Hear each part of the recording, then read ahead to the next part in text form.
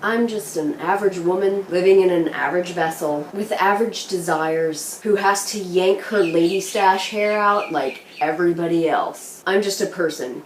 But I was a person who was able to devote a lot of focused time early on in my life to trying to fix all of the things about myself that I thought were broken. Which means I was lucky enough to get a head start in realizing that a lot about our lives, our bodies, and the way our minds work is malleable. It's changeable if we work towards changing it. I was also lucky enough to be gifted with enough amazingly inspiring and imperfect people in my life to realize that much of what I thought I had to fix about myself wasn't broken in the first place. Unique is not the same as fucked up. And struggles are not the same as failures. And failures aren't the end of the world. I want to be really clear with everyone as my channel gets bigger and I see more comments with the words perfect or goals added into them. There is nothing extraordinary about me, and I like that. I am not perfect.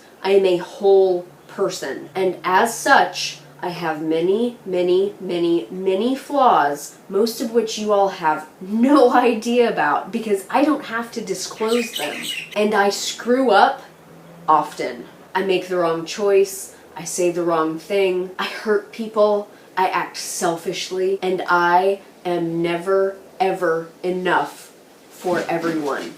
I do my best, and the best I'm capable of can change on an hourly basis. And that is all okay, because I'm not perfect. My life isn't perfect, my relationship isn't perfect, my job isn't perfect, my food isn't perfect, my house isn't perfect. Not to suggest that anybody thought that. The beach isn't perfect, Hawaii isn't perfect, but it's all perfectly adequate. I'm just doing my best. I'm just taking baby steps towards something better. I am not perfect, but I am perfectly adequate for my own happiness. And perfectly adequate is enough for me. I've tried, I have strived for perfect, but perfect is rigid, it's tight, it's painful, and it's unyielding. And that is not the type of life I want to have. I don't want to break myself in the pursuit of perfection, because perfect is exhausting. My life could be bigger.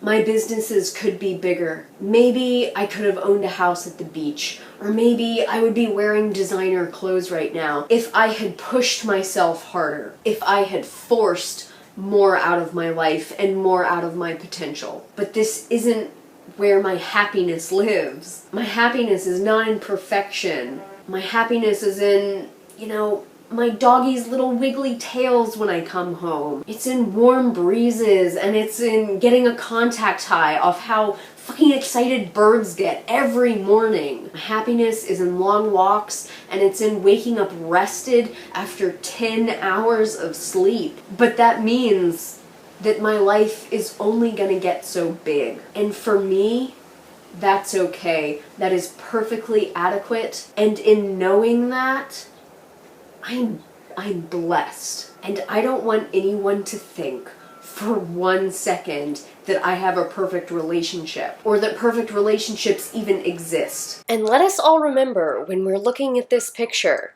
someone is holding the camera. This is staged.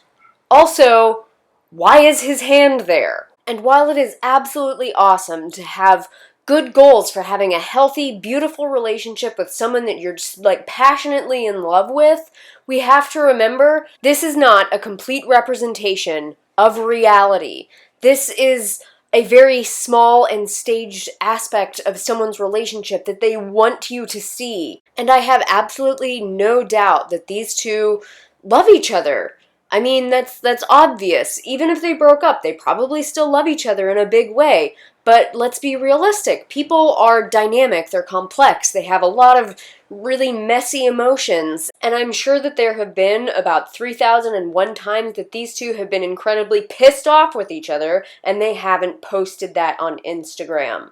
Relationships are messy, especially when they last for a long time and they're between two people who grew up with less than ideal examples of how to be a nice, healthy human being in a relationship. Levi and I have a perfectly adequate relationship. We're both really aware of and appreciative of the security that we both create within this relationship, and we know the importance of having a consistently loving, supportive home to live in, because both of us didn't have that for a really long time. And we're both really capable of acting like assholes. One of us just happens to be better at admitting when we're being an asshole. I'll let you guys guess who that is. I'm just kidding, it's not me. You know what, actually, it's neither of us. We are both capable of being completely unyielding assholes now and then. But we are committed unyielding assholes because we both value one another's experience in life, and we are genuinely best friends. Sometimes best friends get pissed at each other. But for real though, in all seriousness, I am not perfect.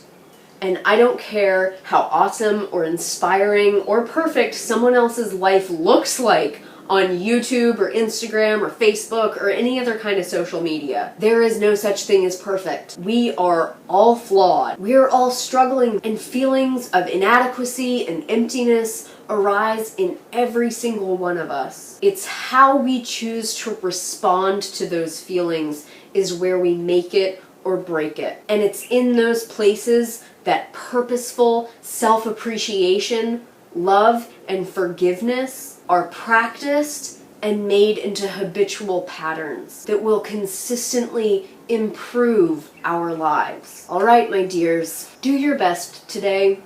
Be good to yourself. And remember that perfectly adequate is perfectly adequate. Take good care. I'll see you soon.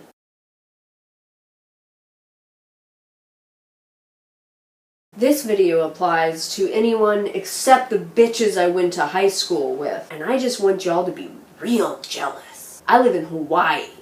It's perfect.